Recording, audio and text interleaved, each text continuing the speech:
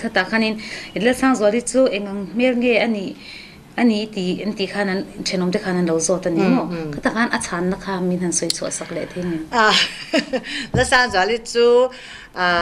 asta mesia khabe toyanti atia khochakan seidan kha no atiaก็ฉันโนข้าสอดข้าในเราสอดนี่อารันลูดค่ะเห็นงไงนี่สังทับสอดค่ะนี่มีนามีข้ากัดยาแต่ละสาวสวยจุ่มเมลฉันเต็มคิดแต่อินรามาจวนเดียเมลชาปนตีเราชาปนตีเราก็หลักหลอดเมลจวนหลักหลอดติดแต้ม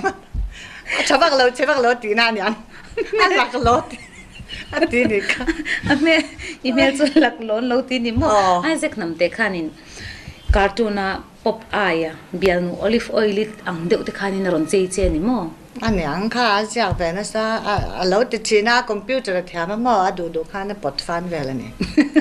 inin hau phalo mo khang te mi heti ball ve na sa thel do kha pai chu a thawak law katan ya channa poni to chalo ka ti mai ti hana tia ma se hwat bak chi pon da han hwai la ka delete thiam ve to si la ti nget ve ka yana print out ta ti ngai na om lawa tin chele tuk pa ni lo bok ka pal zam ve me ka printer ani box ya mo ka le bu jong jong chu to ten ya nam te presi ka ta nan lum yaw box ya ka hot san lam lo he in china te hi smart thlap chin khop me ya kor hi I thui chok nge tam zok second hand ti khagan zo do che tin second hand hi in cheinan I ye nge mantlom si thabok si iti yai la ve second hand hi ka yai lo atlo ma tha ka ti ma chu thui chop te po ka nei ve tho lo ma ke ti chu in chei te po ka ni lo